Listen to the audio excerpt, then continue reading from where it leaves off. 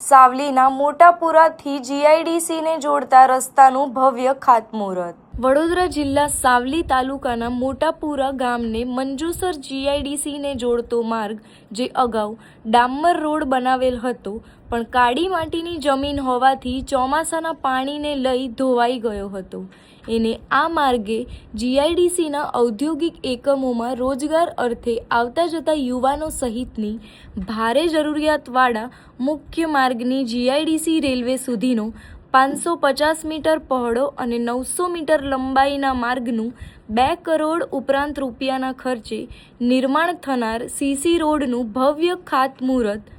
ધારાસભ્ય કેતન ઇનામદારના હસ્તે કરાયું હતું। ધારાસભ્યનું આગમન થતાં ગ્રામજનોએ ડીજેના તાલે બગ્ગીમાં સવાર કરાવી વરઘોડા સ્વરૂપે આવકાર્યા હતા અને આ ખાતમુહૂર્ત કાર્યક્રમમાં વિસ્તારના તાલુકા પંચાયત, જિલ્લા પંચાયત, ગ્રામ પંચાયતના સદસ્યો, હોદ્દેદારો, કાર્યકરો, ગ્રામજનો અને ભારે પુષ્પવર્ષા કરી ધારાસભ્યોનો આભાર વ્યક્ત કર્યો હતો। ખૂબ જ થોડા સમયમાં સરકારે આ વિસ્તારની માંગણી અને રજૂઆતને ધ્યાન લઈને સરકારે અપીલ મંજૂર માટે રાજ્ય સરકારનો આભાર વ્યક્ત કર્યો હતો। મારા મોટાપુરાથી જીઆઈડીસીના જોડતા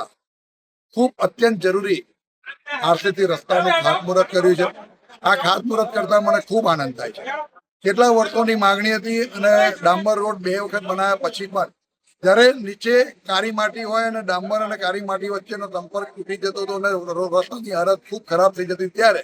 ગામ લોકોની રજૂઆતને ધ્યાનમાં રાખી અને આરસીસી રોડ બનાવવાનું નક્કી કર્યું। 550 મીટરની પહોળાઈવાળો આ રસ્તો